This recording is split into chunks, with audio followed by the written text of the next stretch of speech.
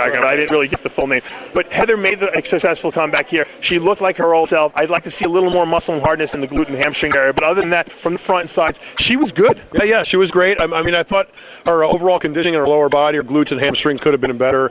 Her calves could come up, to make me happier because, I'm a calf guy. But, it was good to see her back. It was good to see her, come out and, mixing it up again. She's got a tremendous back shot. Her upper body's great. A little tiny waist, great structure, a little more work, and, she could be up there. Let's talk about fourth place. We didn't really finish in the top three or qualify in the Olympia, but Debbie Bramwell had to be a close fourth to Heather Foster in third. She brought conditioning. She looked full. What does Debbie have to do to get herself into that top three? I mean, I know this was a competitive show. Yeah, I thought she was in the top three. It almost seems like Heather Foster won more on the potential that her frame could get her if she was in shape, whereas Debbie makes the most of what she has. She was in great shape. She presents herself well, and I think it should have been enough today. She should have been third. Having prepped Debbie myself, I think that she was probably close to her best. I'd like to see her be a little tighter. I told her that, and she'll be in Tampa redeeming herself and qualifying for that Olympia. Let's go to the men's event. Raleigh Winkler is the man of the night. You can talk about a dark horse in a competition. Raleigh Winkler's a dark horse. No one suspected him. We all talked about him behind the scenes. No one thought he would pull it all together and that all the other people would just not show up out of shape. It's talk about being at the right place at the right time, John. How impressed were you with Raleigh? Very. Actually, I picked him this morning. When I saw him, we all make our predictions leading up to this show based on what we think without ever seeing any of these guys. Today, after prejudging, I immediately saw this guy and said, wow, this guy could win this thing. His triceps are insane. He's got incredible round muscle bellies.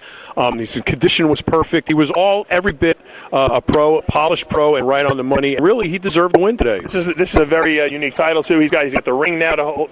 I give him a ring. He has the ring to prove that he is a New York Pro champion now. That goes into the history books. Round belts. You're right. Chest, arms. This guy is a freak and great conditioning. I always say shows are won on conditioning. Raleigh brought it today, and that's what won him this show. You agree? Yeah, I love that they picked him. I think Tony Freeman and Dennis Wolf were like the obvious choices. They had the press come into the show, and I think it's great that the judges had the balls to pick the guy that deserved it. And whenever we come to, when it's Steve shows and Jim Mannion's here, they always get it right. Whenever those guys are at the head of the judging panel, they always get it right. Let's talk about second place, Hidetani Yamagishi. This guy, everyone keeps counting him out. You and me and you too. We think he didn't have the structure maybe to stand with the big guys like Dennis Wolf and Tony Freeman.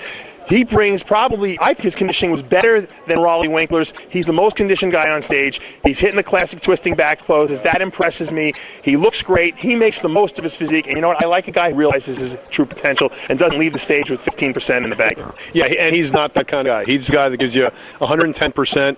I think he's got the whole country of Japan behind him. He doesn't want to disappoint anybody. All the Asian countries. Pretty much all the Asian countries. But, you're right. He does bring it. And, when it almost seems like when he's assessed the situation ahead of time and knows that condition is going to be his best weapon, and he brings it. And his condition by far was better than anybody else's tonight. He's beating guys with better genetics, and that's the bottom line. And you know what? Conditioning will do that. I mean, that's the only thing you really have control of is conditioning. And if you bring in less than that, then I think you're giving away your ace in the hole, essentially. Let's talk about third place finisher, Dennis Wolf. This is the guy who's got oodles of potential, never seemed to live quite up to what he should be doing or people predict he will be doing. Were you disappointed in what he looked like? This was the first time I got to see him up close at a show like this where I could really get a good look at him. I wasn't at the Olympia and the nosebleeds. And he didn't impress me, man. All the hype, everything I've read, the pictures, he's not a future Mr. Olympia. And, to come to this show with all the pressure on him, he didn't come through. It's disappointing. His color was off. His presentation looked a little nervous. He didn't look like a champ up there. Well, I don't think he's bringing the level of muscularity that he needs. I haven't seen improvements. To me, he looked better 3 years ago. Yeah, he did. He definitely looked better 3 years ago. I don't know what goes on behind the scenes with some of these guys. I don't know what the personal pressures are or whatever. I know he signed a great deal with BSN, a great company to be with. I know they're taking really good care of him. Maybe that's what he needed. Maybe he needed that sort of solid base that he doesn't have to worry about anything. And now he can really concentrate on honing his physique. He relocated to the United States. Yeah, and that's a big factor too. He lives in Vegas now, and I think maybe with all these things put together now, he can really, focus and realize his potential. I disagree with Sean. I think he is a potential Mr. Olympia. He just has to put it together. I think he could do it. He's got to pack that size on that lower back area and those hamstring glute area and inner adductors. If he doesn't, he's not going to be able to stand with these guys' size. He's a big guy with a big frame, and he has not filled out the lower part of his frame, in my mind at least. Let's talk about fourth place finisher, the X-Man, Tony Freeman. Tony Freeman is, should have and I don't think anyone would disagree. I should have walked through the show with the ring in his hand and the check in his hand, because this guy's got the best potential of the whole group, and I just don't think he's bringing the level of conditioning. He's close, but he's not perfect. When he first worked on stage, we said Tony's going to win, and then he kind of faded. What do you think Tony's doing wrong? I'll just come right out and say it. I mean, he needs to hire you again. He needs somebody. It's true. It's not a plug for Dave. That was his best conditioning. Every time we say, "Here's Tony," he's 95%. He's 90%. There's nothing else to be said. He's got the greatest frames in the world. It's so disappointing. I mean, he's always one of my favorite bodybuilders. His aesthetics, and the fact he just doesn't bring it show after show is getting old. I know Tony was disappointed. I saw him when he walked off stage. I could see the look in his face. I talked to him backstage. He felt that he should win this show because he felt structurally no one was close to him, posing-wise no one was close to him, and genetic-wise no one was close to him. And I agree with him. But he didn't bring the level of conditioning that he needs to bring to the stage, which is 100% Tony Freeman. He's leaving the door open, and that's a mistake in any show. Once you leave the door open, someone like a Prt2 who's a hard worker is going to sneak in there and steal it. And two more people ahead of him. This was his show to lose, clearly, and he did. But with Tony, his physique is such that, as you said, he's got to be 100%. At 99%, he's got major problems. I love his physique. I think he's a great bodybuilder. He's a great person. We love him as a friend. I think I totally agree with Sean. He needs to hire you and go back to basics, because bottom line, history proves that he never looked as good as when he worked with you. You know what Tony's problem is? The guy puts the tank top on and he's Mr. Olympia. Totally. And you know what? The guy always looks good. And it's hard to really subjectively judge yourself when you always look good. Like I said, I always say, I wish I had Tony Freeman's physique. If I had to pick one physique in the entire IFBB, Tony Freeman, because he looks like an athlete. And when the people stop him in the street, they think he's a basketball player, a football player, because he's an athletic-looking guy. Let's talk about Eric Fankhauser, who qualifies for his first Mr. Olympia by placing 5th. The house is the house here tonight. He's got tons of oodles of muscle. He definitely bored his upper body up. His legs were always freaky. His conditioning is right on. How impressed were you with Eric Fankhauser tonight? Oh, blown away. I mean, if he can make another year of these gains, he's going to be a top guy. The improvement is tremendous.